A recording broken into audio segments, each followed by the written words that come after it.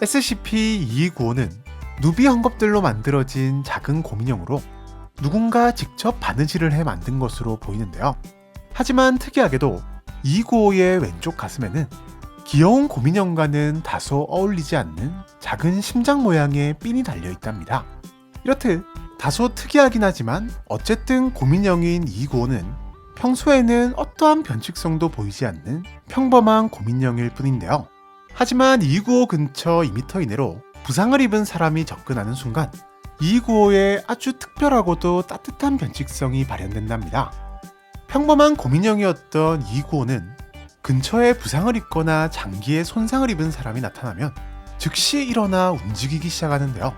295는 부상을 입은 대상에게 다가가 입안에서 가위와 실, 그리고 바늘을 꺼낸 다음 주변에 있는 천이나 솜 또는 합성 섬유 등의 각종 재료들을 이용해 295-1이라 불리는 것을 만들기 시작한답니다. 만약 이때 주변에 적당한 재료가 없다면 자신의 몸을 재료 삼아서라도 295-1을 만드는데 295-1이란 295가 인식한 대상이 부상당한 신체 부위의 모형인데요. 가령 근처에 심각한 폐렴에 걸린 사람이 있다면 295는 검은색과 붉은색 천을 이용해 폐 모형을 만들어내며 옆구리에 화상을 입은 사람이 있다면 천을 적절한 크기로 잘라서 화상 부위만큼의 피부를 만들어내는 것이랍니다. 하지만 295-1은 단순히 모양만 비슷한 것이 아니라는 사실. 295는 대상을 잠시 기절시킨 다음 자신이 만들어낸 295-1을 대상의 손상된 부위와 바꿔버리는데요. 곰인형이 움직이는 것부터 각종 재료들로 모형을 만드는 것은 물론 어떻게 대상을 기절시키고 또 어떻게 수술을 하지 않고도 내부 장기까지 바꾸는 것이 가능한지 등등 전부 설명할 수 없는 것 투성이지만 더 놀라운 사실이 남았으니 헝겊으로 만든 모형으로 진짜 신체 부위를 대체한다.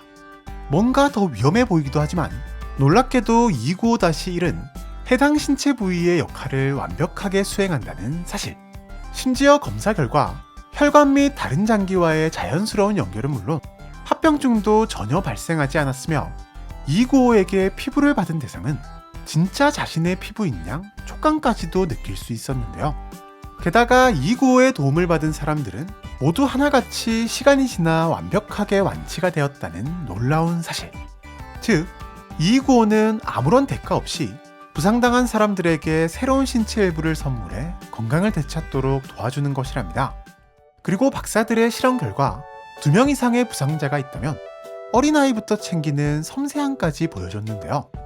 다만 295의 능력이 절대적인 것은 아닌지 이 녀석의 능력으로도 치료가 불가능한 경우가 있는데 현재까지 밝혀진 바 뇌출혈의 경우는 치료가 불가능한 듯 보였고 이때는 신체 부위 대신 대상이 좋아하는 음식을 만들어준 다음 자신의 능력으로도 치료해주지 못하는 안타까움에서인지는 몰라도 대상의 근처에서 눈물을 흘리며 슬퍼하는 따뜻한 모습을 보였다고 하네요.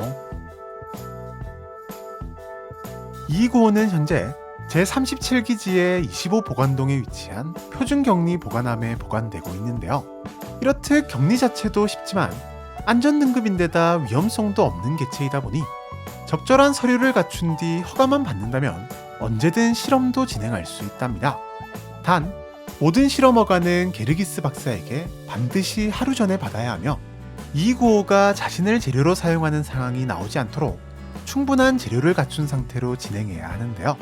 물론 예상치 못하게 295가 스스로를 사용한다 하더라도 295의 속재료는 매일 1g씩 회복되어 자연적으로 복구가 되지만 헝겊 조각은 재생이 되지 않기 때문.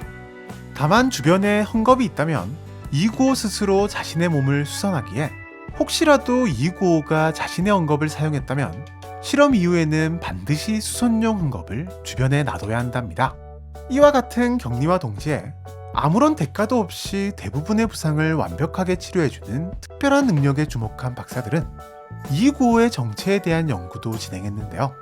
박사들은 295 자체가 특별한 물질로 만들어졌을 가능성을 고려 295의 구성 물질들을 정밀 검사해보았지만 누비 헝겊부터 리본 그리고 심장 모양 핀에서조차 어떠한 변칙성도 발견되지 않았답니다.